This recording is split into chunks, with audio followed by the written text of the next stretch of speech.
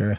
All right, we are live. So we should be live on YouTube and Facebook. Coach Muhammad, Professor Muhammad, how we doing today, my man? Doing good, man. Doing good. How are you, brother? I'm well. I'm on the tail. I don't know. I might be in the middle. I don't even think I'm on the tail end of just this weather change. When you go hot, cold, kind of get like a little bit nasally. So that's what that sounds like. Hopefully the mic doesn't pick it up too much though. So Seems pretty smooth. yeah. Gotta get back on that resveratrol, coach. Dude, I'm still pumping through the last batch of supplements that I stocked up from GNC months ago. Like still got the what was the probiotic, vitamin C, zinc, oil of oregano. That oil of oregano, I think is slept on a little bit. Oh, no doubt. It's no doubt. I take it as a daily thing, and it's it helps. Yeah, it's so strong. I met a medical provider that added it to like water that their cattle and chickens and things like that eat. How much? What was this? The solution? It wasn't much, but they obviously have these big containers that they drink out of. And you and I, over 200 pounds, are taking one drop. Yeah. So they don't need much more than that. Wow. So, interesting. Yeah. So guys, if you're watching this, do me a favor. Let me know how the audio is, how the video is. Feel free. You can share this to wherever you're watching this. As we've got, I believe, right just today, it's on YouTube, Facebook, and we got some news. We Muhammad and I have been talking a lot about. We're on our way.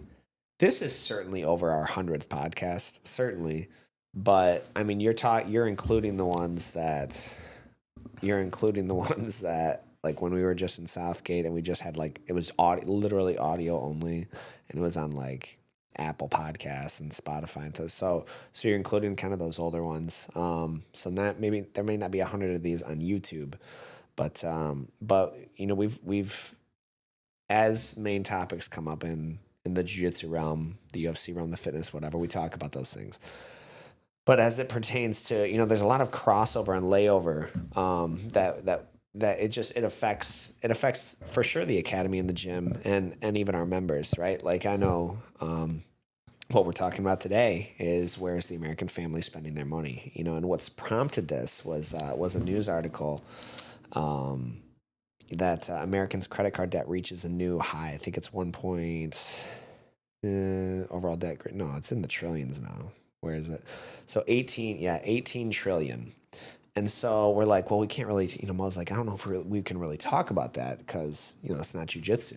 I'm like, well, listen, dude, if our core focus is, to help people play and win at the game of life through jiu-jitsu, I mean, like that mental strength that comes from it gets you a lot, there's a lot of overlap to that. And so we're going to be kind of branching onto different topics of these. We need a new podcast name though. Do you have any placeholders right now? HR. Which is human resources, which is Coach Nancy Marini. Shut us down for quite a few different topics. And so that's why we're branching out. Well, because she said it was off topic of jiu-jitsu, right? Yeah, she said it was off topic.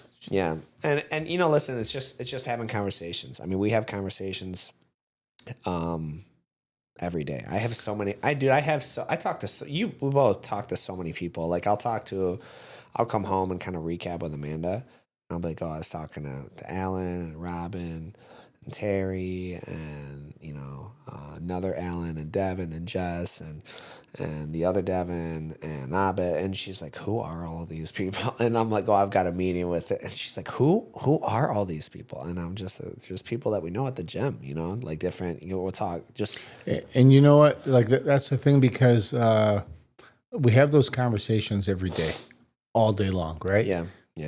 And what influences our thought process behind every decision making we have outside of like our moral compass, like religion? Both of us have that in common. Sure. Outside of that, what influences it? What influences our thought process? Yeah, it's jiu-jitsu. Yeah, I mean, I think it's we have that in common. We certainly have that in common, and like I have a rule. I don't know. Are you like a jiu-jitsu evangelist in your like the people who don't train? Yeah. I don't even bother. Yeah. Well, I don't bother anymore, dude. you I'm know- like, whatever. Like, I do karate. That's fine. That's fine. Like, I'm not listen, if you are interested, I wear enough jiu-jitsu gear to like make you ask questions. Well, how many times do you go out to these functions and you see people and like, yeah, man, I'm gonna come in and see you. I got to start training every single time. It's most of the like, or how, when are your classes, or how much are your classes? Like, you're asking the wrong question. I mean, maybe you're asking the wrong questions though. Like if you were gonna come in, and I hate to be that guy, too, who's like, it's like we had Leo last week, right? I've been thinking about CrossFit. Ever since last week. I was like, dude, I don't know, especially with Detroit Federation. I'm just saying, Detroit IBJJF coming up. Dude, I think I want to cut down to Akhtar's bracket. He's 181 though. Gas station? Yeah. He's 180? He's registered at 180. And dude, I was not happy with the way that my last match was. Got declared. It was decision, right? Was that the last one? Yeah, I want that one back. So it's my own fault for letting it go to decision. What do you weigh? I'm like, right now, I'm like 195. Oh. It's a big, so I have cut to 191 before. And Carl's like, that's a baby cut. I'm like, is that gi or no gi? Oh, yeah, I couldn't do 181 gi because that had to be 176. That's not going to happen. Yeah. 176, bro. I'd look like an Auschwitz victim. like that would not go well. I can't tell you the last time I was 176. I got to 181 one time, and it was in Dallas, and it was me and Jabril competing. You weren't with us. I don't know where you were, or why you weren't with it. I think you were. I don't know why. It was just me and Jabril. It was kind of like and Amanda. His meet Jabril and Amanda is kind of a strange. I don't know where you were. I think you just couldn't make it or something. And I'm like cutting, so I had to cut down to 185 to begin with because I kind of like to walk around at what I compete at, and so I did gi. I think it was whatever it was. I didn't realize no gi was a totally different weight bracket. Like, it's like a 6-pound difference, and I was already cut. And so I had done gi on the Saturday, and I was getting ready for no gi on Sunday, and I'm like, wait a second. Dude, I have to go 5 more pounds. And like, I think I maybe found out Saturday, so I'm starving. Like, I'm so hungry, dude. I was so hungry. And Jabril's like in the ultra, super heavy. You don't say that often either. You don't. You're not like, I'm out starving. Dude, he's like, can we go to Nothing Bundt Cakes? And so he's eating pound cake, and I'm so hungry. Like, and he literally, like, the morning we woke up in the hotel, he's like, Coach, you don't look good. Like, when I cut weight, I'm not like lean and shredded. It doesn't look healthy because I'm like tall and like weird, and I don't have like the abs for it. So like I look more just like you ever seen the show Alone? Like, it's a survival show. They drop you off somewhere and you just like those guys who like where the medics have to step in because you're like, you're not healthy enough to do this anyway. Yeah, like I when I cut, it's not like a pretty photo. It's just like, oh, like that, get that kid a sandwich, man. Like, it's not. It just looks really strange when I cut. So it looks sick. So I don't know. I might. I don't know. I'm for sure competing. It's just a matter of if I want to do the 190. Maybe he'll be a gentleman and say I'll come back up to defend my. Maybe he will. I'll have to message him. Be like, hey, BB, let's just bump you up, dog. Come on. But we were talking about like as far as what affects my decision making process. I don't. Jiu-Jitsu does. That was the point. Jiu-Jitsu it's a huge part, especially with these people I talk to. Like, because I don't have to now explain to them. If I'm like, like there's conversations, right, that like there's things that I don't have to explain to you. Like if I'm like, where do you want to grab food? I don't know. Let's see. What do you think about? Like, I'm not gonna recommend something super sucky. Like I'm not gonna be like, do you want to go? What's something that's just terrible for you? Culver's, right? Okay, I'm not like, I'd be like, hey, you want to go to Culver's and grab whatever the hell, Butterburger? Like, I'm not going to do that because I'm like, I understand we both kind of have a mutual goal of like, performance food. Mm-hmm. I'm like, well, what about, the poke? We got some, you want to go get a salad somewhere, Panera. Now, if we know that that we're like, hey, we're not caring or whatever, but I don't have to explain that to you. So when someone recommends food and they're like, hey, do you want to go get Culver's? I'm like, I'm not eating that garbage. Well, why not? Because it's trash. Like, and I've got open mat tomorrow. Like, I've got wrestling class tomorrow. Like, I don't have to. So there's just conversations that I just kind of avoid, and I'll roll over. Does that ever happen to you? I mean, you're pretty. People know you though as like the health guy though. Yeah, it does happen, and I have a media alert. Where is David? You have a media alert, or like a alert. So, what are you talking? You're okay, asking, like, so I'm right here. A disclaimer, whatever Okay. you want to call it. Okay. Yeah, like. We make these healthy choices. We got to keep it real here. We try to. Like, I'm not like, clearly, I'm not, but stellar, but the cool thing about jiu-jitsu is you can eat a burger, yeah, or have that Culver's butter burger, yeah, and jiu-jitsu is gonna like all but wipe that out. It's gonna erase it from your past. So it is so good and efficient at burning off like fat, sugars, carbs, salts, like proteins. It burns everything out of your system. It does. No, I listen, just it have to does. say that. It So does. for those of you who love the cheeseburgers, oh man, Dude, it does. Listen, you don't have to give them up. It does, and I notice a huge difference in even like, if I'm under the weather, super busy, we're on vacation, whatever, and I don't have a chance to train for a week. Like, I'll literally just get like kind of like a small belly at the very bottom, again, I'm not like the shredded dude, but I'm like, what the frick is this, man? And it's, but then you go back to class and it just helps you.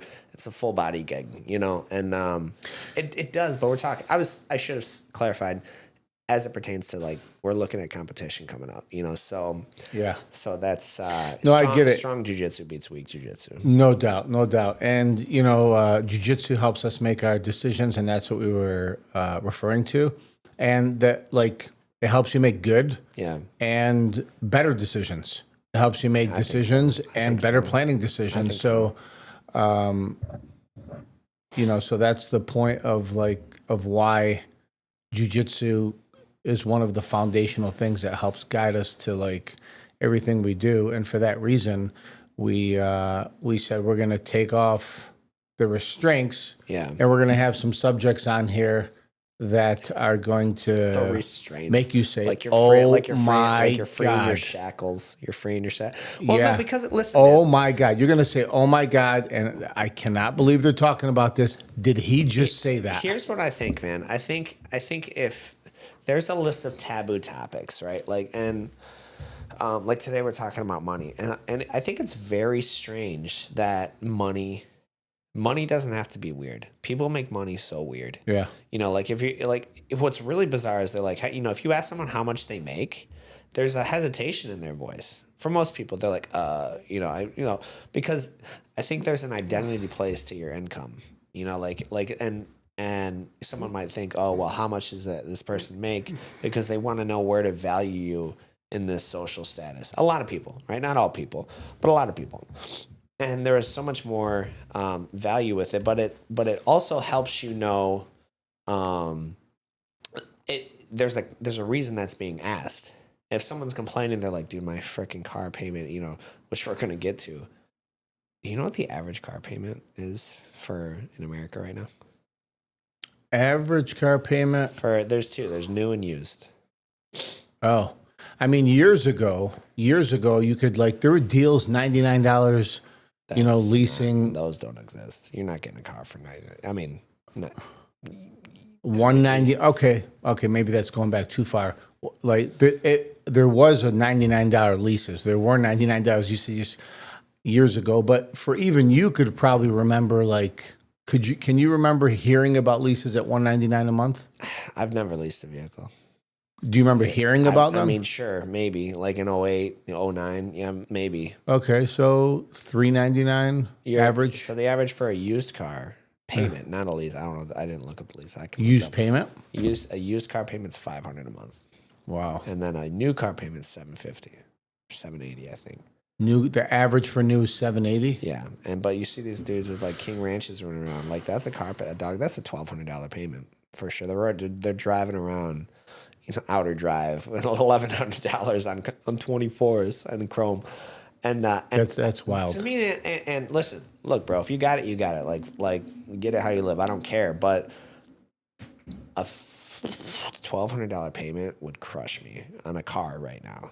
Like that would. That's a lot of dude, like. That's like almost my mortgage. Wow. That's crazy. That's a ton of different bills you could like, and a mortgage. Yeah. Wow, that's a ton of different bills. Yeah, and even to throw that in a Roth, what's that $1,200 a month going to be in 30 years? How many hundreds of thousands is that going to be in 30 years? How much? I could pull it up. I pull up a compound interest calculator. Wow. So let's get into it. I mean, we're kind of already into it a little bit. So, we talk obviously like what spawned this was we have Americans' credit card debt reaches new high. Federal Reserve. Can I share my screen? Is there a way to share my screen here? Well, not like on the TV. There we go. All right. Americans' credit card debt reaches new high. New York Federal Reserve. So you've got, including credit cards, mortgages, auto loans, and student loans. See, I don't know. This changes it a little bit because I don't think mortgages should be included in there. What do you think? Should they be included in? I mean, that's not consumer debt. That's an asset. Credit card. Americans' credit card debt. Overall debt grew by $93 billion. Let me see it again. Look, grew by $93 billion. Oh, here we go. Yeah. Okay. Total credit card balances now stand at $1.21 trillion. That's impressive. And so what do you think? What do you think people are spending their money on? They're spending their money on a lot of BS.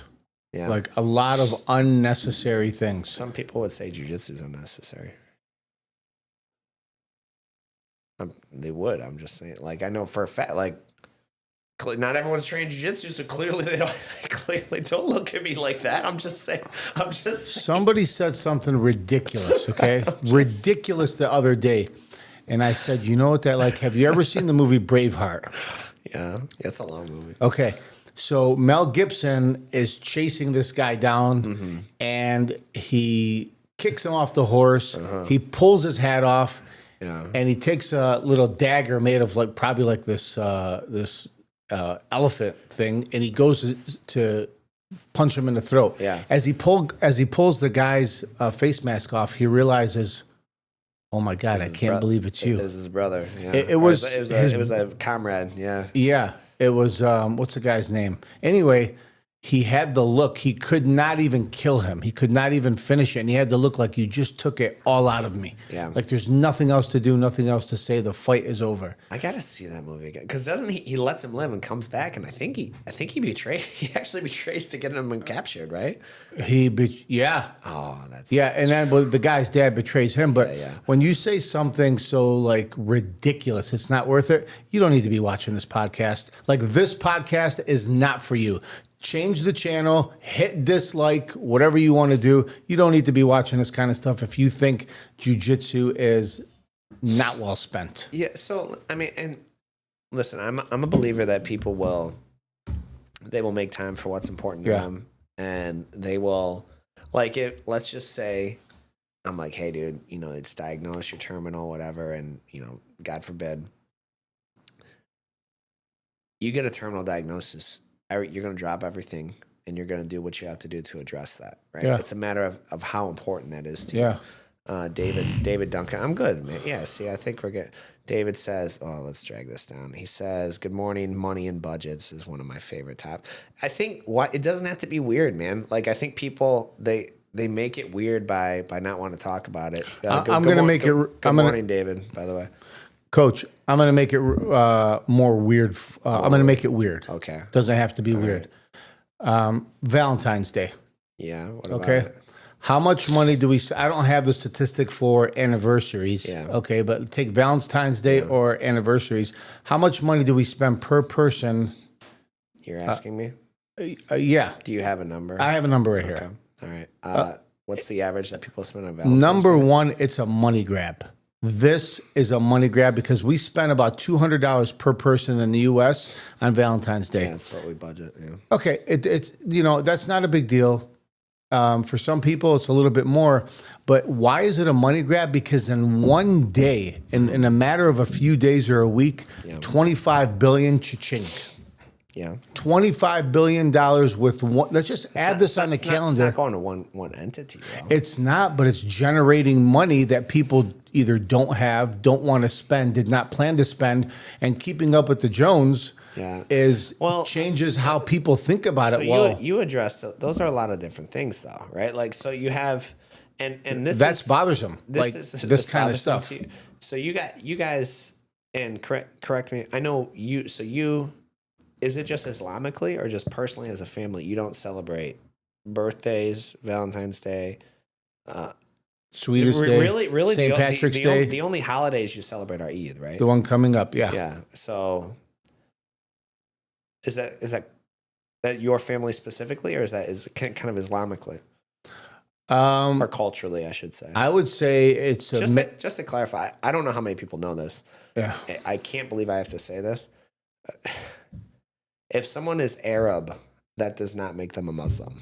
So when I say culturally, I'm referring to the Arab culture. When I say Islamically, I mean a Muslim, a follower of the Islamic religion. And so just like if someone just like if someone is a Jew, they are not necessarily a follower of Judaism. And so when that's the differentiation, because there could be cultural traditions. There's very Middle Eastern traditions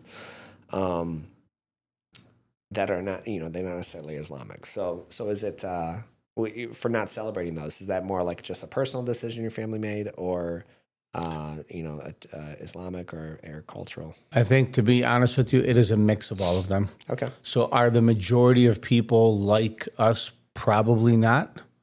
But the majority of people doesn't have, multiple people who train jiu-jitsu in their house, multiple black belts. Yeah, that's true. Yeah. So, I would say it's a little bit more, it's a mix of like personal decision, a mix of like our what we value, and a little bit of religion. So you don't celebrate anniversaries? No. Nothing? Well, what? Nothing. Not like there's no special. So does she get any special day? Yeah. What's her special day? Is there a special Arabic day? If I've ever wanted Nancy to be here to defend me, today is the day. I believe. I'm just asking. Like, is there an Arabic day to like Wives Day, or I don't know. Yeah. Well, I think I am probably a little guilty of not allocating. You guys do date night every Friday night. Yeah, we moved it to Saturday because I do Friday tours now. But yeah, Saturday. At the summer camp. We do it weekly. Yeah, okay. At Livonia yeah. Summer Camp. Yeah, so I don't have a set or allocated day. And so, we work together, we live together, raise our kids together. Yeah. It's like our house is not the family where I'm 9 to 5. Yeah. Or she's 9 to 5, and then I leave at work at 3 o'clock and work till 10. It's like Grand Central Station. Yeah, we see each other every day, all day long. But, but just getting back to your question, it is more of a personal choice, and it's adding value to, we see value in what we are working towards every single day. And I'm not working towards a birthday party at the end of the year. I'm not working towards a Sweetest Day, St. Patrick's Day, or I'm not working towards or even thinking about it. When it starts to pop up on the news, it doesn't mean it becomes one of my core values, and that's what happens. And that's where we get into spending way more money than we need to. So do you feel that holidays like Sweetest Day? I don't even know when Sweetest Day is. We don't do anything. Sorry, Nancy. We don't do anything for Sweetest Day. But Valentine's Day, I look at it as, it's our house is similar. I leave, I'll leave at whenever I leave. I take the kids to school, and wherever I'm going to be, it's not uncommon at all, especially recently as of late, for me to be away from Amanda. I might see them at class, and then we will. I'll get home, and then between 9 and 11, it'll be Amanda and I. so it's, you kind of get in this, like, what I don't want, and we're very cognitive of, is one of the reasons we do date night. We prioritize date night weekly, is because that's we kind of treat it like a budget meeting. So we check in on the budget and the business, our goals and how things are going with that. Mm-hmm. But then we also, it's our chance to check in with each other. And so, because we don't really get that. Like, I know a lot of families, like, that dad's home by 5, 6, and they get 2 or 3 hours together as a family every day. I think that's great. I just think that's not our reality. And so, so when things come around like Valentine's Day, it makes her feel appreciated. Does she know I appreciate her? Does she know I appreciate her without those things? Yeah, of course. But one of her love languages is gifts, and quality time. And so that's how I show that. I can give her words of affirmation all day long, but she, that's how she feels loved. That's how she feels loved, through things like that, for our family, right? I know there's plenty of people. I don't know if my parents do anything for Valentine's, so they're, but my dad's kind of a Clint Eastwood character. So maybe he's got like a, just regards it all together. I don't know. Do you think they feel there's social pressure for the husband to do something, and he feels like a bad husband, and the wife now thinks that like she feels missed out because her Instagram feed is blowing up with all these guys, we're on a cruise, we're on a dinner, we're on this, we're on that. Oh, well, that's how much the husband loves that wife, and I didn't get anything. Do you think there's a comparison aspect there? I think that the social media, the news, when you talk about artificial intelligence and like people are afraid of what it's going to do. Yeah. Honestly, I think that what we really have to be afraid of is if they use an algorithm or a push of an agenda to, on Valentine's Day, St. Patrick's Day, to push this information out there so you are focused here, and then it goes away. The spending is done. So give you an example. On average, the average American spends over $3,000 a year on impulse buys. I can live with people doing this. Sounds high. But an impulse buy could be an app. Yeah. It could be something at the store. It could be buying a clothing item. What's something you impulse hit? I mean, because I do impulse. It could be candy, like an impulse buy. We're talking about budgeting. I mean, you got to budget, right? Extra, call them extras. Yeah. Yeah. So why of that $300 a month or $4,000 a year of impulse buying? Why can't you allocate that and say, I'm going to impulse buy for my wife? So that you literally for my husband. You're quoting David here. He says, I totally agree. If you want to buy flowers and candy for your spouse or girlfriend, it will be more meaningful off holiday versus Valentine's Day. Why not both, David? Yeah, no, you could, but that's the point. Yeah. That's the point. I agree. I agree with you. Look, man, I agree with you guys, and I don't believe in like I hate that like certain words and phrases have been abused and stolen by certain groups to where that when I use them, it loses meaning. So if I say a social construct. Like the social construct balance, it's kind of like a social expectation, right? You can do it or cannot do it, right? So, like, there's an expectation of if you love whatever, but why do you think? Because we got a lot of topics to get through, and we have barely covered one. Why do you think that the debt is what's with the increased consumer credit card debt? Why do you think it's so high? What's with the increased? Why is it so high? Why are Americans' total credit card balances at a record high of $1.21 trillion? There's a lot of reasons. I just, that one stat I just gave you, on average, $300 a month of $4,000 a year of impulse buying. Why are we in debt? It could take up to $1,200 all the way up to like $2,000 to maintain an iPhone. Why are we in debt? Say that Just to again? maintain an iPhone. What do you mean to maintain, like to keep one in your pocket? To buying your cases, to getting your headphones, right? To getting the apps needed to run your thing. Just to maintain owning an iPhone. You already paid $2,000 for the iPhone. Whatever, $1,000. Yeah. Just to maintain it, Yeah. it's $1,200 to $2,000. You got a vendetta against iPhones, dude. Like, do you not like Apple? Like, every time, like, you're like, where are my Android people Bro, at? Like, that's where our money is going. That is where our money is going. Well, so I think I don't think it's that simple. I think there's a lot more to, I mean, you have seen in the past 4 years, probably 40% inflation. Another reason. Cost of living has gone up exponentially. Yeah.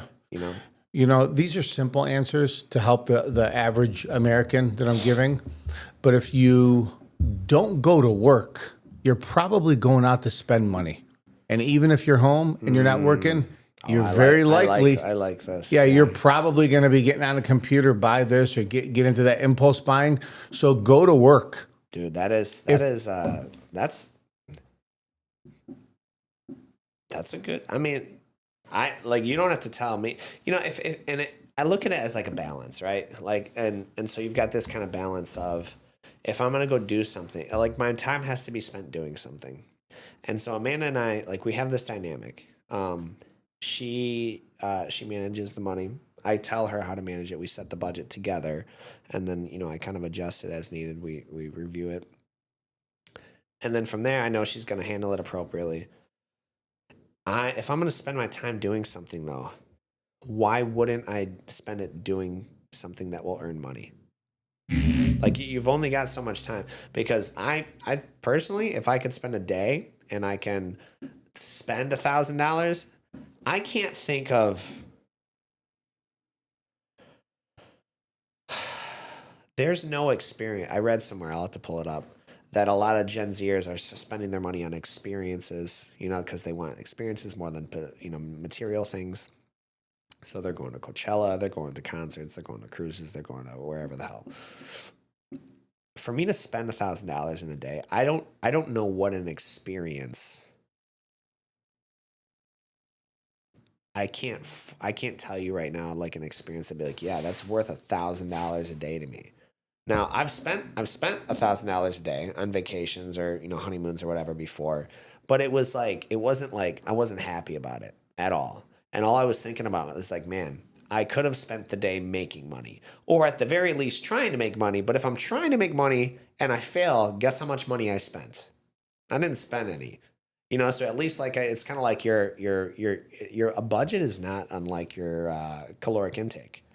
If you take in more calories than you burn, you gain weight. You take in more dollars than you spend, you get a fat bank account. If you burn more calories than you take in, you lose weight. So if you spend more than you take in, you go broke. And so, like, that's how, that's kind of how I look at it and look at these things. And Amanda will tell you, vacations, dude.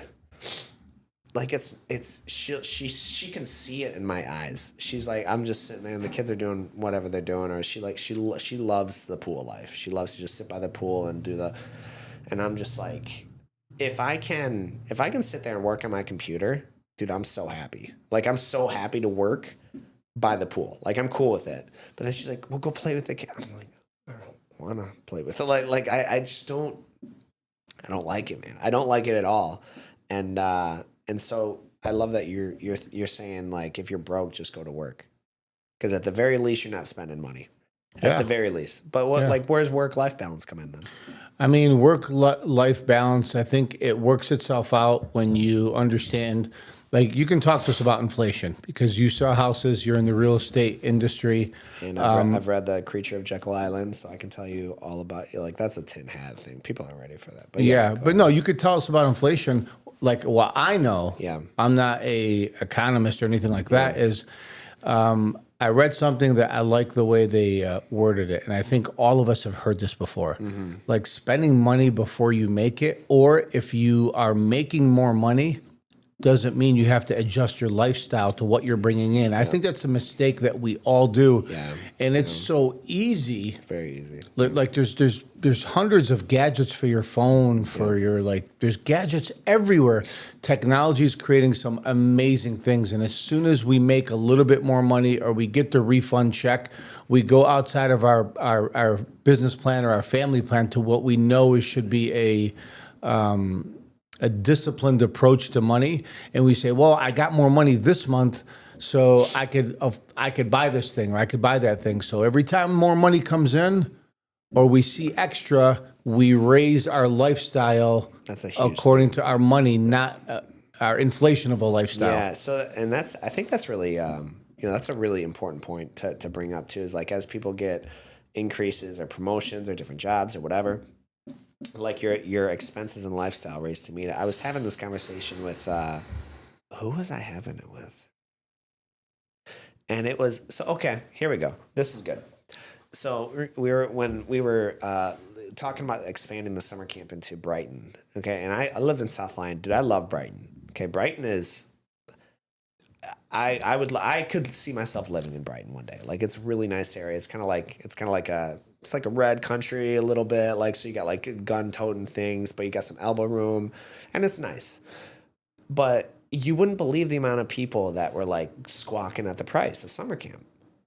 And these, I see their incomes, like, because you can pull up the demographics. $150, $160, $170, and you're like, bro, what do you mean you're like? I don't understand. Like, I've got the demographics downriver, like, they're making it work.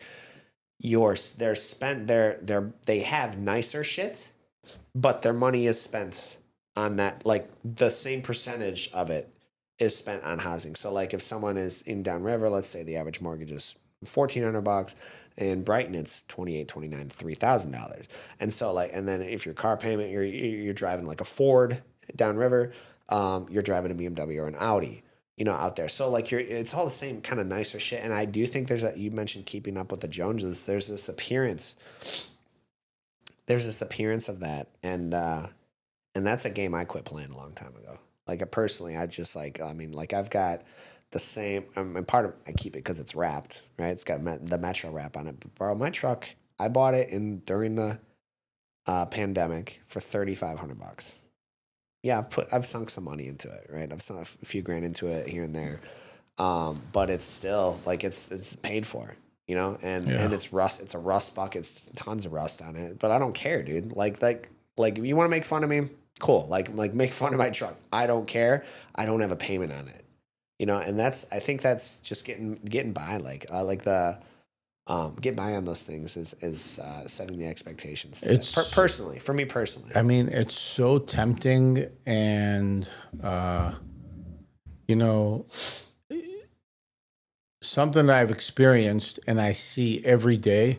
Those credit card companies that are sending you credit card, offers pre-approval, or you've been pre-approved, or get 20 grand. Yeah. So the credit card and the financial system, this is my opinion. You can give me yours, because you work closer with the real estate than I do. Yeah.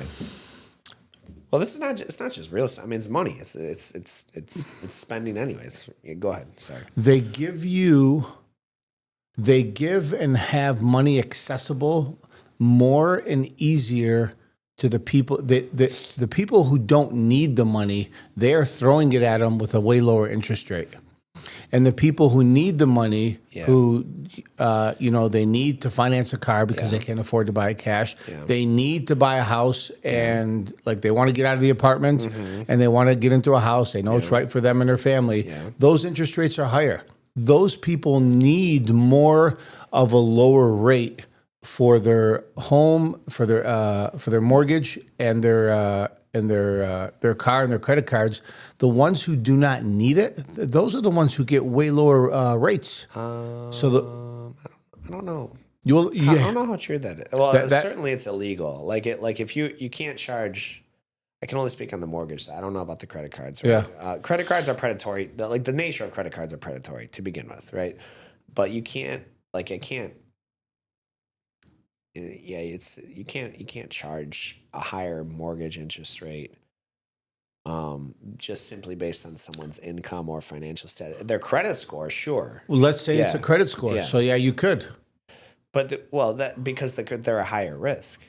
They're a higher risk, but the credit card companies determine the risk. They're only looking about like how you rate and how your score gets reported is Kind of a racket. it's a racket. little It's bit of a created, racket, yeah. and which ones get sent over to the credit card agencies before they get an approval. The lobbyists from the credit card companies are like, they're right behind that. Yeah. So I think, it's a racket. It's like I think a good portion of this one data spec I want to bring up is bottom line, and this is something that I actually want to improve in on myself too. So it says I searched what percentage here. Let me pull it up. I can share my screen. This is such a cool software. Ecamm Live. If you guys like this setup, it's pretty sweet. What percentage of Americans have a written budget? While Americans budget, a Gallup survey indicates that only 32. Have you ever gotten called by Gallup for a poll, for a survey? I'm sure I have. They're super, I like their surveys, but when they call me, I'm like, no, I don't have time. I should just help take part of it. 32% use a written budget or budgeting software. So while a bank rate says that 82% of Americans keep a household budget not in written form. I don't know how do you have a budget not in written form? It's like a desire. Like how do you it's got to be written form. Imagine like, hey, here's your bank statement. We didn't write it down, but like here's your accounts of stuff. So 32% on and when we were doing the what was that kids program I was playing with? What did we call it? Future Leaders Program? Future Leaders Program. Yeah, we went over a budget, and dude, some of those kids made we had like a entrepreneurial week or something, and they made Jackson I think made $500 in a week. He was like 12. That's $2,000 a month, man. So you're saying, as an experiment, one of the Metro Jiu-Jitsu kids was tasked with starting a business and going out there to generate money, and a Metro Jiu-Jitsu kid made 5 big ones. We call it a nickel. Yeah. $500 on a business. I want to say, so don't quote me on that. It was summertime. It was like warmer time, and we were just talking about different ways to make money, right? Mm-hmm. And I want to say it might have been $350. Don't quote me on that. This was years ago, right? But it might have been $350. But it was a week, $350 in a week. And he had, I think he had just went and cut grass, dude. Like, I think. Really? Yeah, cut grass. He might have I can't remember exactly. But it was like, I had this dude, this guy was squawking on Downriver and Friends. I think sometimes I just stay in that group just to like feel better about my life. I don't know. But he's like, help me. I'm at the end of my rope, and he was acting like suicidal. And so I'm like, hey, dude, I sent you a message, like, let's chat. Cause I'm like, if I can, you see a need, meet a need. Yeah. I was like, what's going on? Just everything. There's no work. And I was like, okay, have you like posted or asked him? Oh, it was Downriver and Friends, no rules. That's what it was. It was a second one, like for all of the people who got kicked out by Jeff in Downriver and Friends. There's a Downriver and Friends, no rules. No rule, dude. The admin of Downriver and Friends, Jeff, cause he's a cuck. Like he is such a tool. Someone was looking for a cat one time, and like he turned off the commenting, and then they edited the post. They're like, "Why'd we turn off the comments? I was looking for the cat." And I was like, "The Overlord has spoken." Like I just sent like a meme of like that. He paused me at my ability to even comment for a week. Like he's like you were bullying or harassing speech or something. Like the guy is unbelievable. It's outlandish, right? So So I'm like, hey, you know what? So he's like, I've just tried everywhere. No one's hiring anymore. Well, that was, sorry to cut you off, but that is one way where you can be guaranteed to lose money.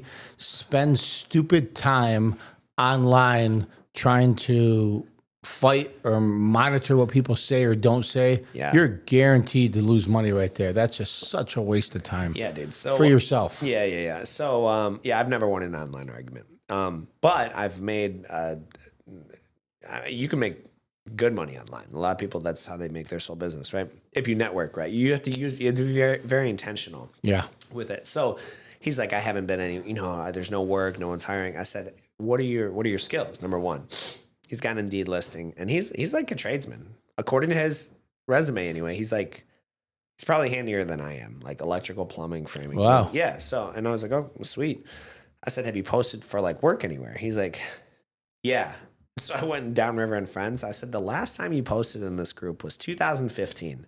He's like, oh, well, you got kicked out of that group. I was like, make a new fake account, make a new account and go back in. There's 80,000 or 100,000 plus people in that group in the area.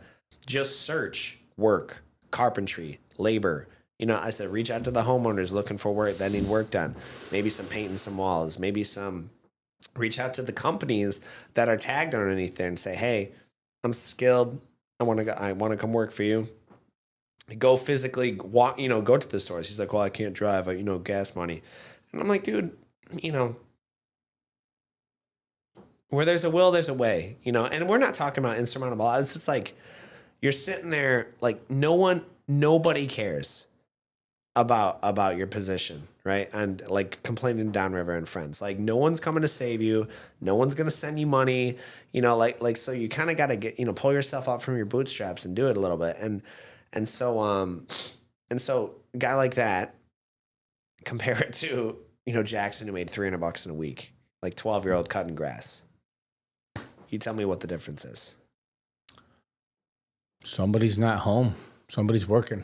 Right. And we're talking about like a 13-year-old kid, probably person A is working. Yeah. Person B is not. Yeah. So, so I, so we talked about, what do we think, here we go. So we talked about new cars. $737 is the new car budget. What do you think Americans, where does their money go when they make money? What do you think? Here, let me share some of this. Where does their money go? When we make it? Yeah. How do Americans spend their money? What do you think?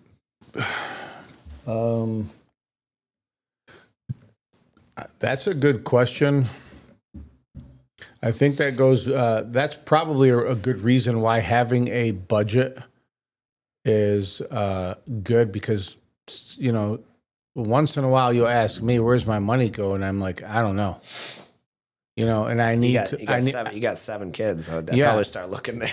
Right. Start looking there. And I need to recap like the college, the shopping, the mortgage, the gas is a big one for us. So when you budget, at least you get to see. At least you have some type of reference point. I think a lot of people have no idea. Well, and it's just a good reminder. Yeah, I mean, this one here, it says housing. See, everything's different, dude, on these. Like, this one says housing. I know I can't share it to, but I need to be able to find a way to do both. It says, hey, check this out.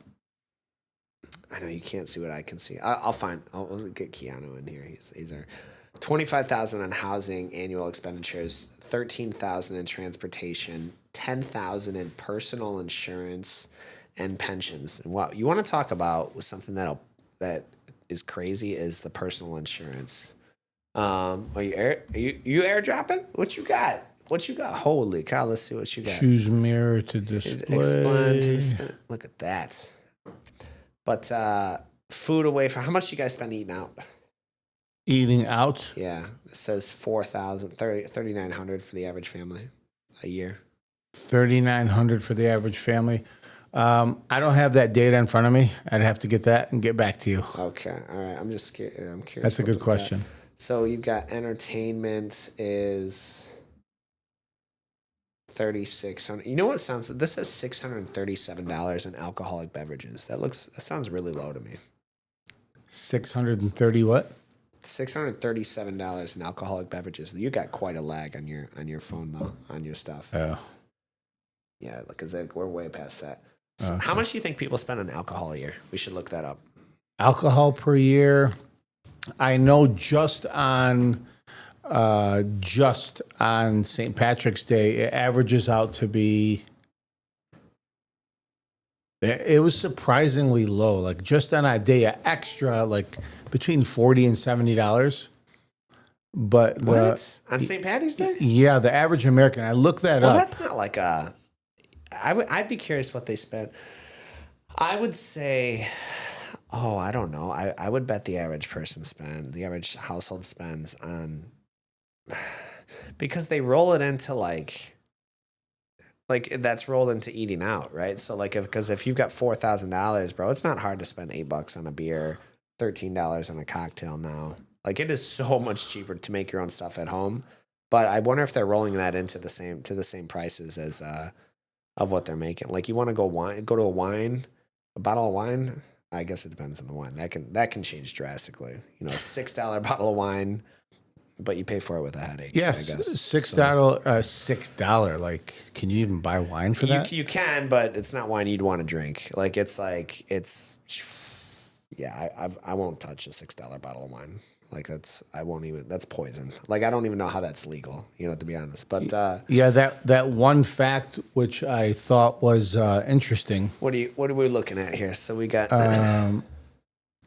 St. Patrick's you got Day. ChatGPT. Oh, so you're. I mean, it's wrong. They're wrong a lot, by the way. ChatGPT is wrong. I mean, I'm sure Google with this they'll be fine, but according to ChatGPT, there is no God, so who knows? Yeah. Okay, let's ask them. Let's see. What do we got? What are you asking them? How much money spent during St. Patrick's Day for the average American on alcohol? Let's see. That's pretty good. It knows your voice. $44 per person. Yeah. Yeah, I mean, because St. Patty's Day it could be in the middle of the week, dude. I'd be curious, like the week of it. Yeah, we're talking about a holiday, but that during that time, 174% increase in sales on beer. Yeah, I believe that. I mean, do people really celebrate St. Patrick's Day? I don't really. I mean, it's my brother's birthday, but like I don't like. That's just another day to me. I don't really mess with it, and I'm Irish. You'd think we would. So David says, yeah, you got to write that down. And so what's the first step for someone writing down we probably did the same financial peace university, David. Every dollar have a purpose. What's that mean? First step to writing down a budget. What do you think? You asking me? Yeah, sure. First step to writing a budget. I just got to say, like it's such a money grab. $6 billion or $7 billion in one day for an industry. How many different people within the alcohol industry have sub companies? Yeah. So they have they have a liquor division, they have a wine division, they have a beer division. Yeah. You know, I don't know the answer, but I would be willing to bet you that Anheuser-Busch has some type of foot in other alcoholic brands or beverages. I'm sure. Yeah.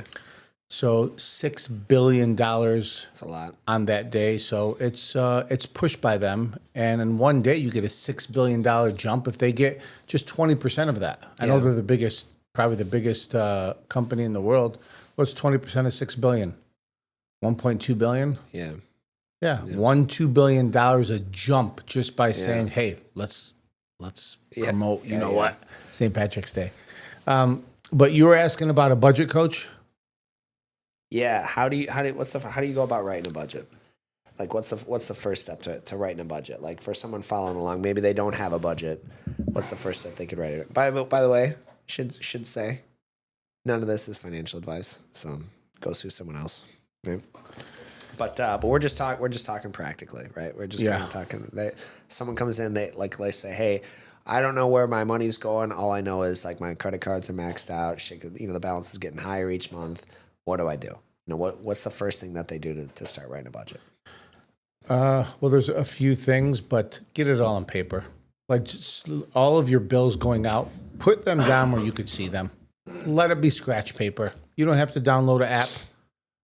You don't have to write this specific type of spreadsheet. You know, my philosophy towards finances is similar. Starting somewhere is better than starting at a certain place. Yeah. It doesn't matter. Yeah, It doesn't matter where you are. So just write it down and keep it like 5 categories where you're spending all your money.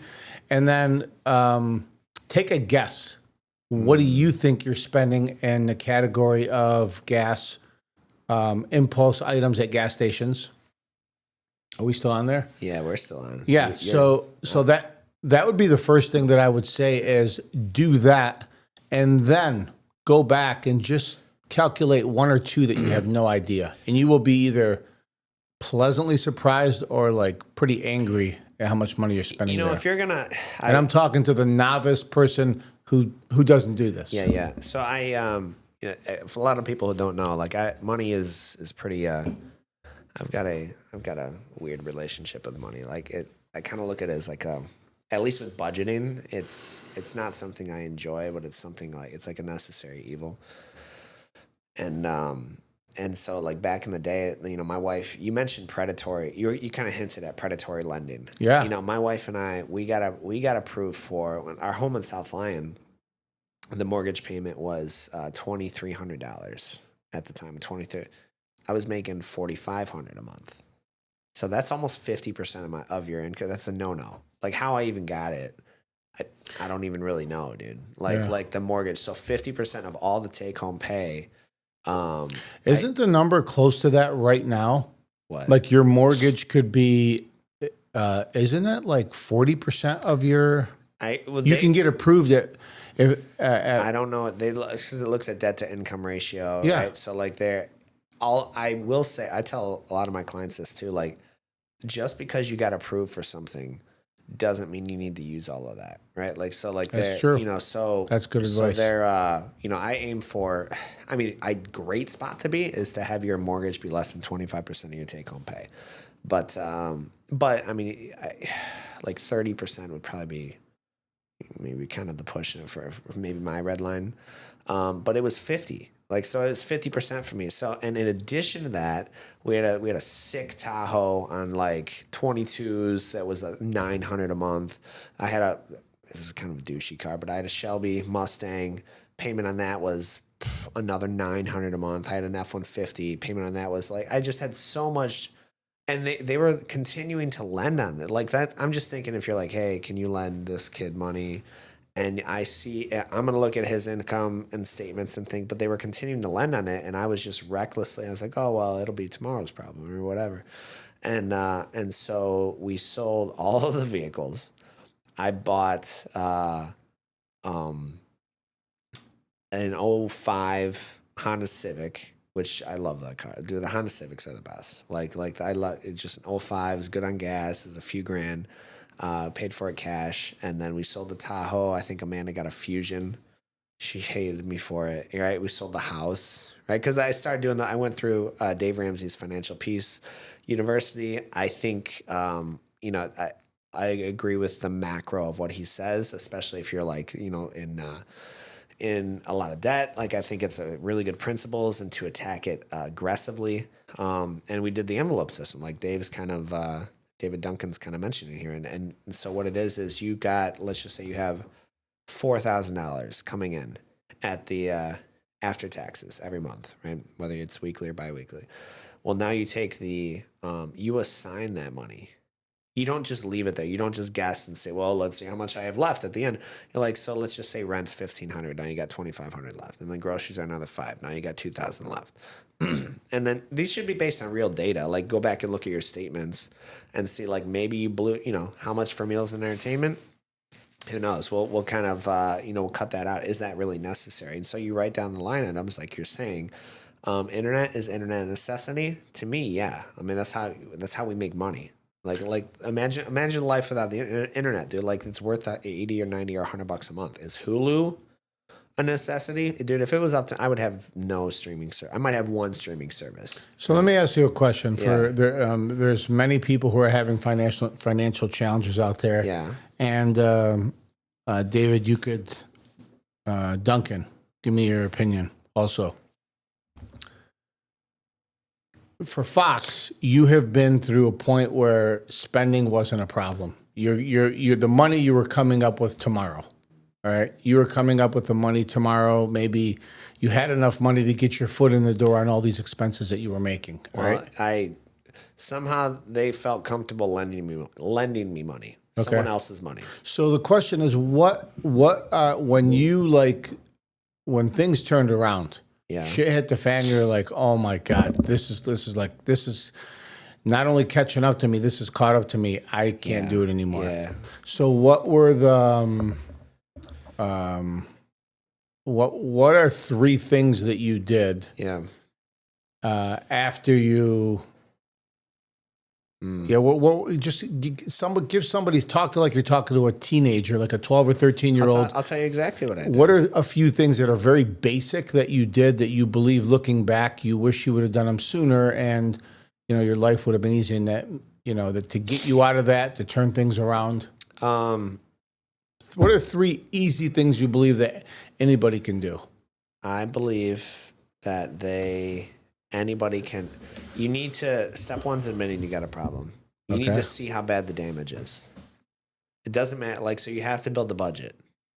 Yeah, it's step one. You have to build the budget to see how bad it is, right? Like I made a video, like my you got a client, he's under contract on Home and Taylor. He was scared. He's like, I'm afraid I won't be able to afford the payment. I was like, well, let's do your budget. He's like, I don't know how to do it. I said, I'll do it with you. And he's like, he's going to be like, after his mortgage, he's in a good spot. After his mortgage and everything, he's going to have like $1,000 left over each month. He just didn't know. So he was scared. Okay. So you have to, so step one, but I mean, if you're like, all you know is your credit card statements are going up, where's your money going? Pull up your bank account, pull up your credit card statements. So, and log it, right? Like, and then go through each one and say, which of this shit is necessary for me to survive? Is Disney Plus necessary? Is HBO Max necessary?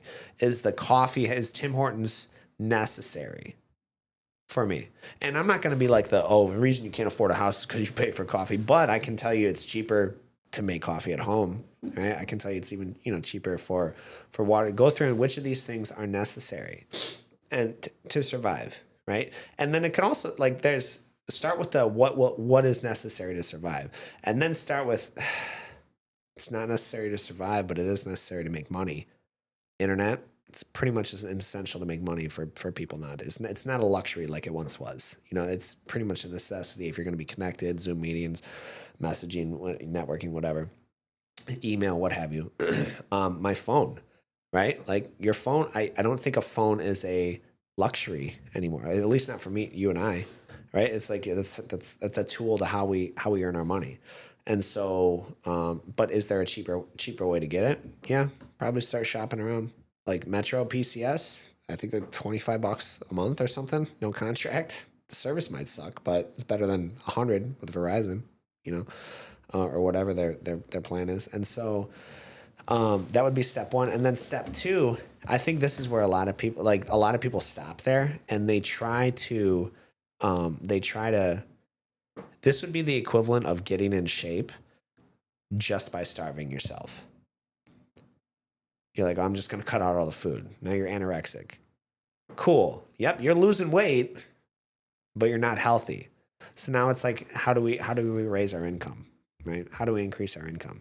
And if that's a conversation of maybe with your boss, hey, boss, I want to earn more income. How can I do it, right? If it's a commission-based gig, it's simple. You close more sales. Right? Simple as that.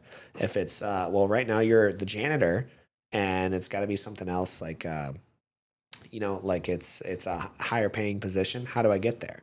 And maybe the position is, it's just the position doesn't pay that. Like our summer camp coaches, I'm not going to be like, yeah, if you hustle, you can make $100,000 a year. You're a summer camp coach. It's seasonal, So maybe the position just isn't there. Go into an industry where there's more money, something you're still interested in, right? Where there's more money in it. But like just cutting the expenses alone isn't enough, right? It's the first step, but then it's got to be, you might have to work more. You might have to get a second job. But what I did, do you remember when I was doing retail arbitrage? Remember me talking about that? What is that? Retail arbitrage. So it was a comment, dude. This is slick. Like I still think it's so cool. Like, I think it's so cool. I think I remember what you Dude, this is so. Well, there's two things, all right? So there's thrift shopping. Hold on. This is straight up honest hustling. This is so. What you're so about cool. to hear It's is so how cool. this is some hustling, which I like. This stuff is so cool, dude. So the They easiest make this stuff up in prison cells. The easiest one is thrift shopping, right? So you go to Goodwill, you go to Salvation, you go thrift shop. Garage sales are the best, and you just find stuff. Find stuff that's for sale, 50 cents, $1, whatever, and then you sell it back on Marketplace. You sell it on eBay, right? So this shit that's like 50 cents or $1, you can flip it, easy. You want to flip furniture. Get a truck, find your boy with a truck. There is free furniture all over Marketplace, all over it. And so you go pick it up. It takes time, right? You go pick it up. You load it in your truck, and now you spruce it up, maybe clean it, maybe whatever. If it's like wood furniture, maybe you can even stain it and repurpose it and resell it. But it was free. Your cost to that item was $0, right? And that's a big thing, right? Like I think it take a little bit of time, and it's just something fun to do. But what I was doing was number one, I was going through. It was I was thrift shopping for books. So you go through with like a scanner, and there's a scanner, and there's a for I think FSB or FB fulfilled by Amazon. Yeah, FBA Amazon sellers, and so you can scan each book, and it'll tell you both what that book sells for on Amazon and the frequency in which it sells. So it's not uncommon at all. Like Step was a good one, actually. Step was the one that's in the plaza. They'd have a lot of these old college books, and so you buy them for $1, and they'd sell for $80. Wow. Yeah, I mean, Amazon took ridiculous amounts, right? Like Amazon took 30%, but it didn't matter because it was, there's $1 and there's $80 margin in there. There's a whole if you look up FBA Amazon arbitrage, but this is the sweetest. This is crazy. The retail arbitrage is you go into places like TJ Maxx or Marshalls. Hopefully this isn't incriminating. And you could do the same thing. You could scan the barcodes, and it'll tell you what they're selling for on Amazon. So you could buy it brand new in the box and sell it for a profit after fees on Amazon. And so you'd send it off to them. And I knew their return policy. So I knew their return policy and how they scheduled it. So if it didn't sell within 90 days, Amazon, because they hold you storage fees, they charge storage fees or whatever. And they would be like, hey, do you want us to keep paying this, or you want us to just send it back? I'm like, I just send it back. And then I would return it to TJ Maxx. Wow. So there was no cost. I mean, it's just cost of storage, which is $1 or $2 or something, And then, but the books and the thrift shopping is slept on. I still want to go to just garage sales and do that, just because there's so much money to be made. That is so sick. It just tells you if you know how to play the game. Yeah, it was. Then really you have a chance to survive. But if you could essentially walk into a retail store, which Amazon is supposed to be putting out of business, buy it from a retail store, sell it on Amazon online, that's going to be more expensive than in retail. Yeah. That just goes to show you that you think everything is cheaper on Amazon, but it's not. Yeah. And that just goes to show you don't play the game the right way and understand the rules. Well, you were looking for. I mean, to be fair, you're scanning everything. I was going in there every week, and you'll scan 100 items or 150 items before you find one that's actually got margin in it. But yeah, I mean, that was there was when I was working up at Howard Door off of 8 Mile. I go into Value World there. That was a good one. You buy a lot of electronics, again, $1. Dude, that thrift shop. Yeah, I forgot about this. Yeah, thrift shopping is. That's a good way to make money, man. Again, if you're just tight, and to your point though, Muhammad, are you gonna make bank off it? No, I mean, I was making $2,000 a month, doing it. So, but it was supplementary, and it was in my spare time. And here's the thing: I wasn't out spending money. Right, so it's a dual fold, because you're at home, you're bored. Oh, what do you want to do? I don't know. You want to get Taco Bell? Get Taco Bell. Taco Bell for 2 people is now $40, dude. That's a real problem. Yeah. So Go ahead. You know, I remember growing up when I was younger. This was about, I was actually over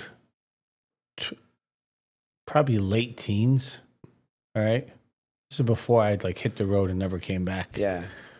One of my friends in Southwest Detroit, he lived in a, no, actually, this was my early 20s. And this was a financial lesson for me.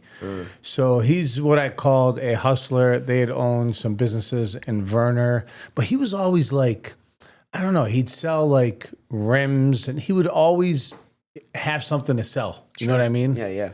And I'm like, and at the time I owned a clothing store and we were talking inside my clothing and shoe store. And I'm like, bro, that's like $40. He's like, bro, like I can go out to eat for free. He's like, that $40 counts. He's like, if I make 30, 40 here and there and I'm out and it's not interrupting my day about, you know, for buying and selling. And that's kind of what you were haggling over $40 and you No, thought he was telling me the story. Oh, gotcha. Yeah, he was a friend of mine. Yeah. He was telling me the story, and that was a financial lesson for me at that time. Yeah. Where don't now I call it nibble chip. Yeah. Nibble chip. Like if you have a chance to make 10 or $20 and it's not going to throw off your whole day. Yeah. Either way, that 10 or $20 is going to need to go out into your deficit. Yeah. And you know, there's some things I just won't spend money on, dude. I mean, I think we talked about this a while, but like if there's like a, you know, to pay something online, like the water bill at the city, it's like a $25 fee to pay it online. I'm like, screw you. Like, I'll drive up the dicks. And like, you know, like it's just the principle of like, man, you're just taxing me, you know? But that, like, to your point, that $25 is, you know, quarter of a date night, you know, or a few coffee trips, right?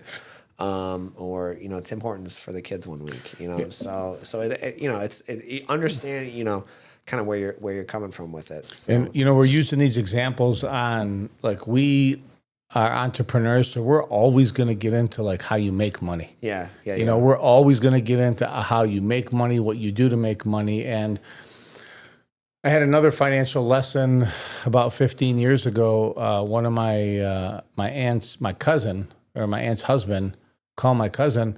He told me he made like $4,000 to $7,000 of just selling stuff around the house because they were moving into a bigger house. I believe it. And that was when eBay was big back then. I'm gonna be selling. Oh, that's good.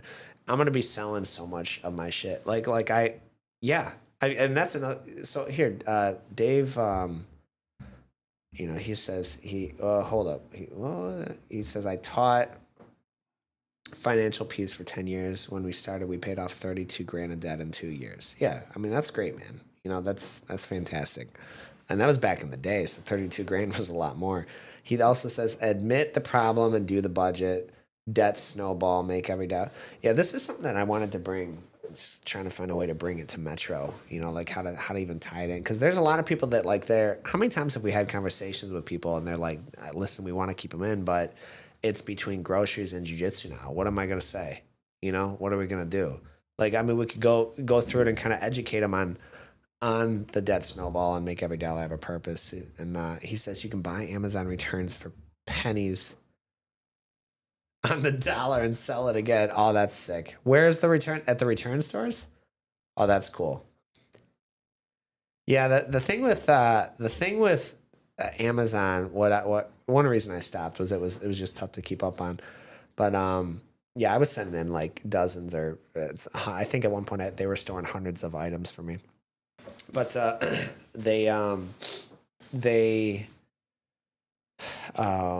yeah, I mean that's really sick to do that. What was I saying? I lost my train of thought.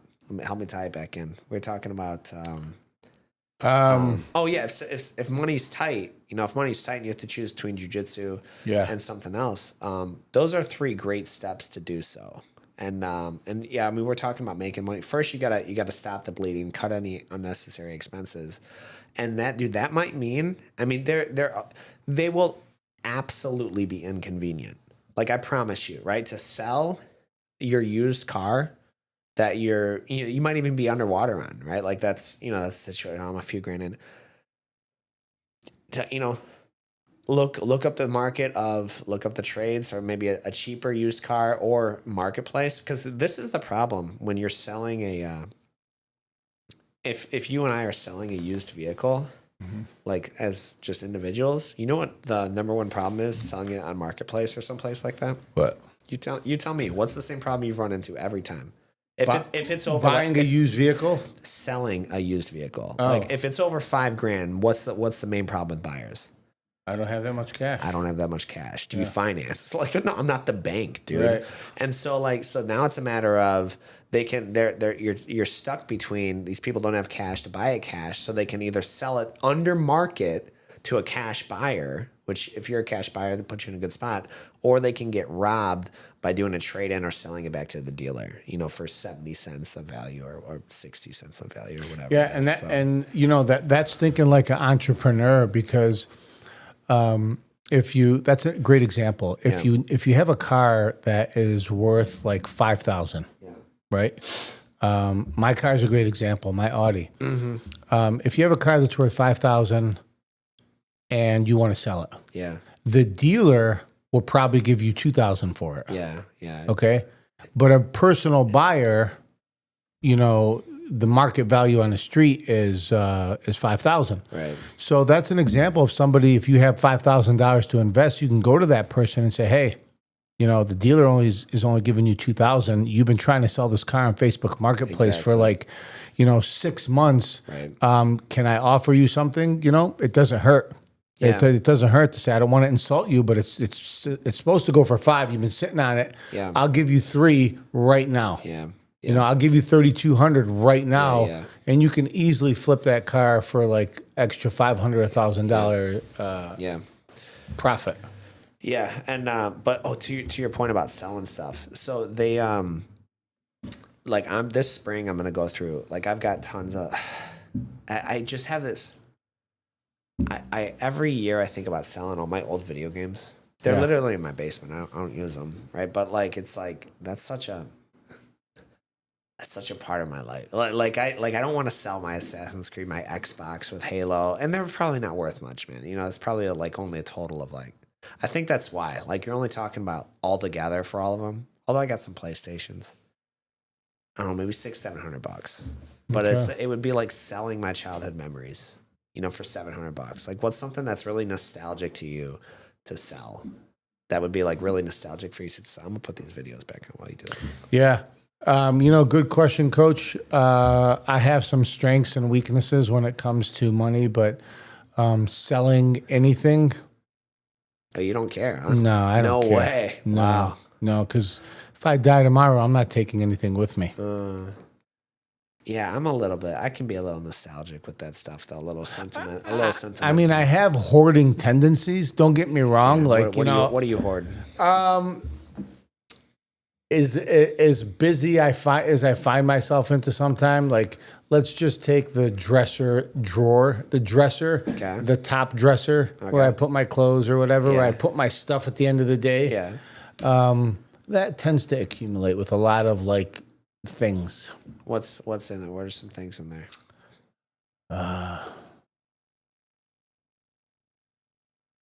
It's not filled with pistols, is it? Just a bunch of like 4 or 5 different guns in there. No, like one I was just cleaning out yesterday is receipts business cards. Oh, that's not even hoarding. That's just junk. That's a junk drawer. You're not hoarding anything. That's not hoarding. Yeah, junk. We all got a junk drawer. Yeah, junk. And what else do I like keep a lot of? I guess that's it, man. I'm happy with just wearing Metro Jiu-Jitsu every day. This is my line. This is my brand. This is my team. Makes it simple, though. This is my company. So, that would be a good reason to start a business. To start a business just because if you didn't have to wear 10 different shirts and you can have one $7 shirt that you could wear 5 days a week and it's making you money. Yeah. Think about putting on a shirt and it's making you money, whatever your business is. Yeah. Hey, what's that? Yeah. So sometimes I don't. That's one reason I like the these graphic tees we came out with, because then it's like I got the Metro on the back, Mm-hmm. but again, like some days, dude, some days I'm just like, how many people like do you track the conversions of? I don't know. Have you ever tracked? Because you and I both get stopped all the time in our trucks. Like, dude, I get stopped so much in my truck, and if I'm in the truck, I'll be like, yeah, hey, what's the website? It's on an F-150 dog. Like, but you know, they just want to have the conversation.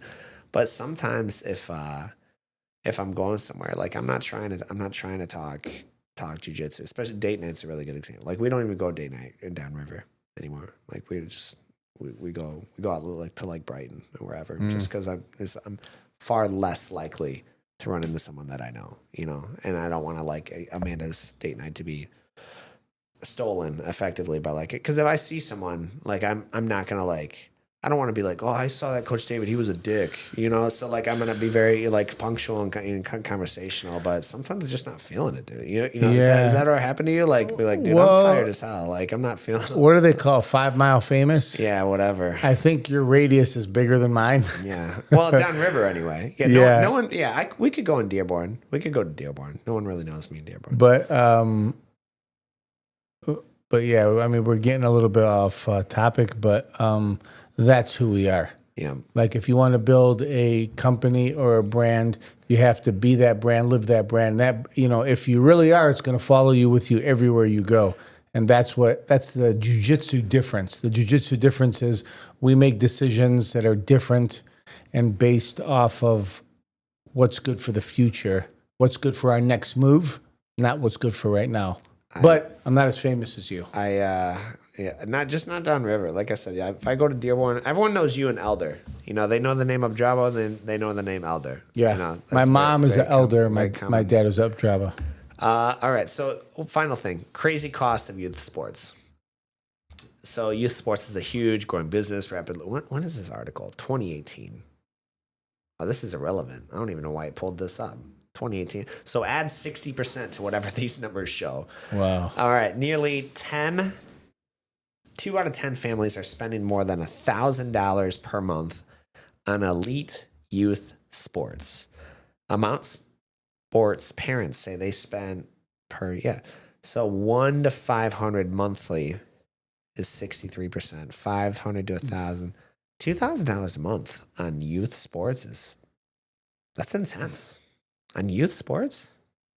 That's 20. I mean, we're talking youth, not college, right? Like not college level? Yeah.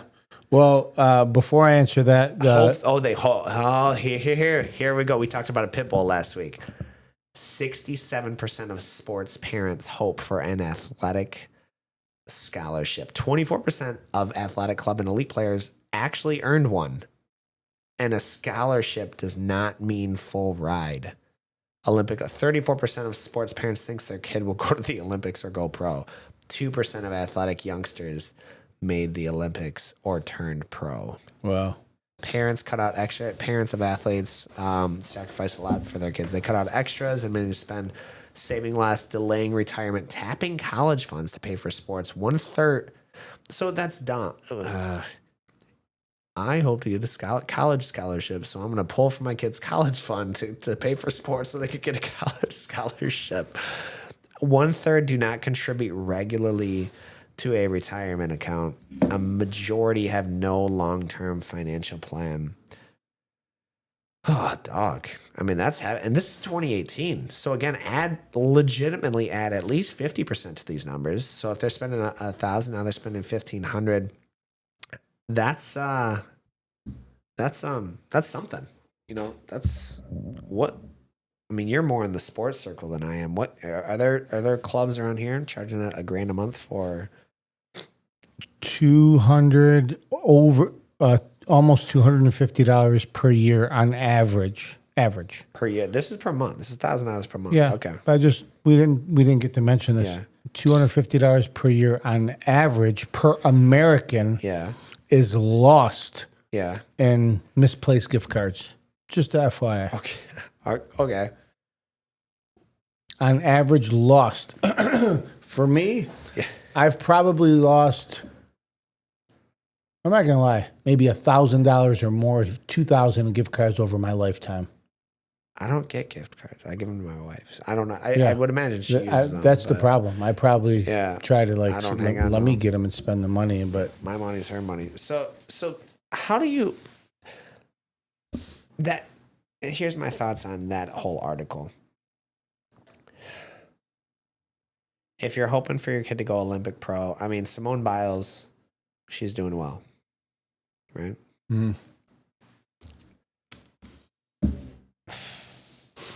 That's a gamble, dude. That's a dice roll, dog.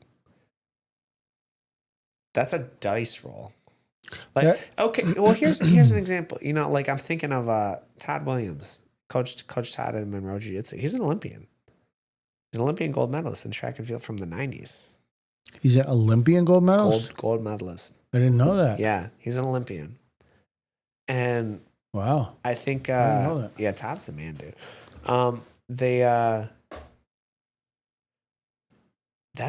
So if you're spending 24 grand a year, let's say for 10 years from when they're 8 to 18, that's $250,000. And a lot of these that they stopped retirement, that math can't math. The math's not math. I'd be curious what it would be like if you were to contribute that to like an investment account or a Roth or something. Like I would be really curious. People want to invest in their kids. I mean, dude, I get it, investing in your kids, but there's that's excessive. And you got 7 kids, dog. Like you got 7 kids, so you spend $7,000 a month on sports, and they hope they go to college. Yeah. And then what are they going to college for? So that you can get a scholarship. So you can get a scholarship to go to college for what? I mean, I think people are waking up that college is like college. You want to talk about a business? College is a business. College is in the business of charging you money to brainwash your kids to like get them a subpar job so that they can pay the student loans. Average student loan debt, by the way, is like $250 a month. $250 a month. average. You think they'll ever wipe those away? I've mixed feelings on that. Why? Well, I mean, you were 18. You made a decision. Are they predatory? Yeah, 100%. Should you own those? The decision. Why should I pay? Because when you wipe them away, who pays for it? Those are government loans. Who pays? Where's government's money come from? You and I. Right. So why should I pay for your poor mistake? If I make a bad decision in business, it costs me money. Is someone else paying for it? Not too big to fail, you know. So. You know who should pay those is the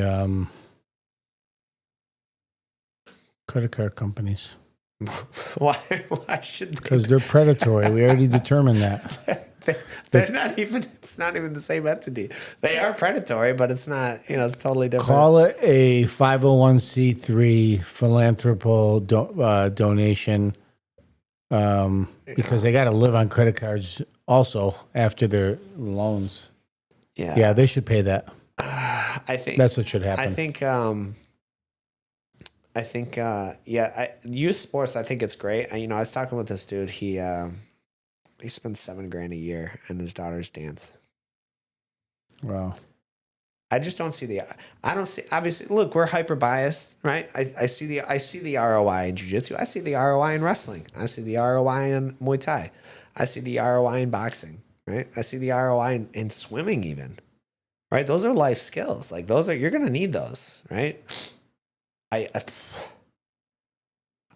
mean, sell me, cause you're the athlete fan. You're like, sell me on like football, like sell me on, or soccer, like how it would make, like what's the value? Like how, what's the return I'm going to get? And while you sell me on sports, I'm going to pull up what it could have been if it was invested into a retirement account. I will take football. Selling you on football, why kids should play football is because they learn, like, I would say military type discipline. They learn military type discipline. They learn how to get up early early, and go to work. They learn how to do two-a-days. In football, they learn how to do football early in the morning, and they also learn how to do it in the afternoon. They have to learn how to play within a unit and a team. And as they get older, football definitely teaches them. 100% is that if one person doesn't do their job, the whole company fails. The whole company fails. Now, you can have half of the kids could be very motivated, very disciplined. If the other half, or a quarter, or one or two, or just one of them doesn't do their job, the whole company fails. So where's the value in that? That's understanding that, that's, if you want to be in a leadership position, there's definitely some skills you could take from there. Jiu-Jitsu. I can see that. Jiu-Jitsu teaches you all of that for a lot less money and a lot less time investment. So check this out. I got a compound calculator here. Okay. And so this is that $1,000 a month. Again, I'm sure I could screen share, but I don't know how that would affect the stream. The second computer. All right. So the average is what site you on? Just Bankrate compound interest. Just Google compound interest calculator. But I'm sharing it to their screen so they see it. Let's say we start with $1,000. How many years will you save for? 10 years. So from 8 to 18, 8%, which is a little conservative.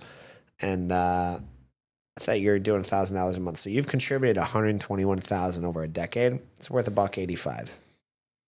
Okay. And if you had just left it now, so let's say you leave that same investment and you let it grow for 20 years. Now it's worth $600,000, $593. So if you stop, hang on. I'm sorry. Hang on. So we'll do this. So we'll start with. So if you stopped it, because that's not the right. I broke it. How many years will you save for? It won't let you save for 1,000 years. All right. So we start with 186,000. And then you stop investing afterwards, and so it grows to 412,000. So all that money invested, and then you stopped when they were 18, 10 more years, it's worth 412,000.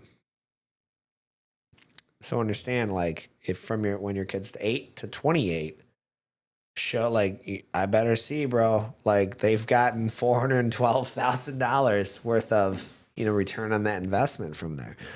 And because especially if they're pulling from their retirement account to pay for this, how much of it do you think is pressure to feel like a good parent?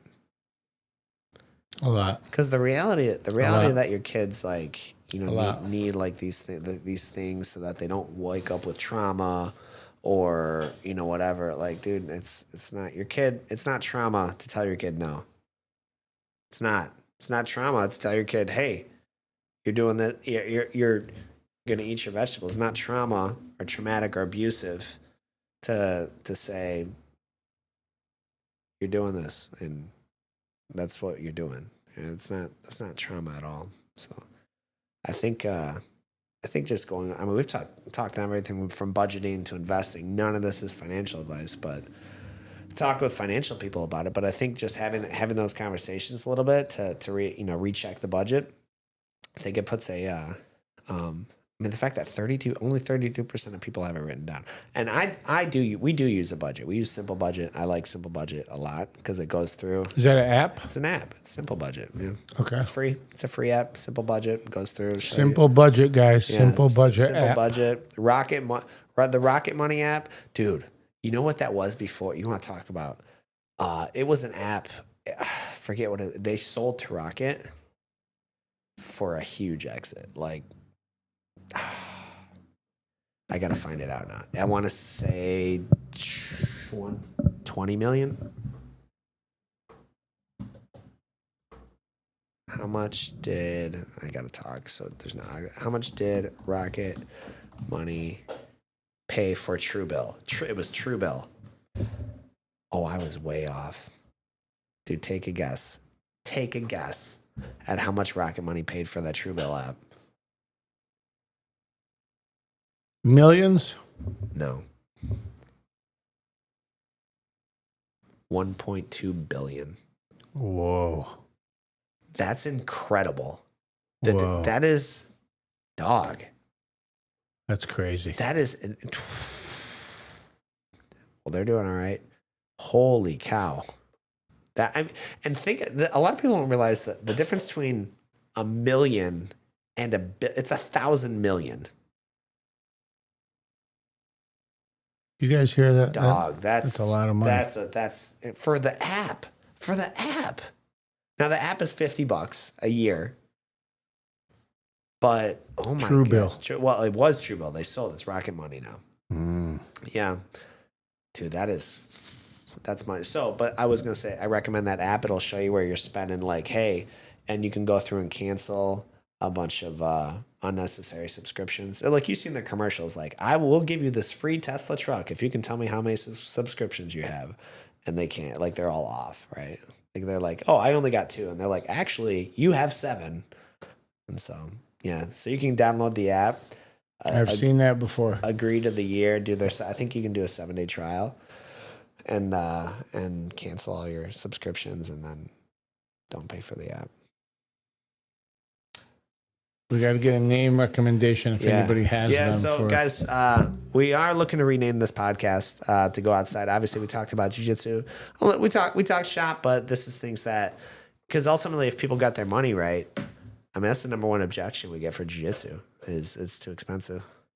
And, well, based on what people are paying for elite sports, it sounds like we need to raise our prices. That's crazy. $1,000 a month, dog.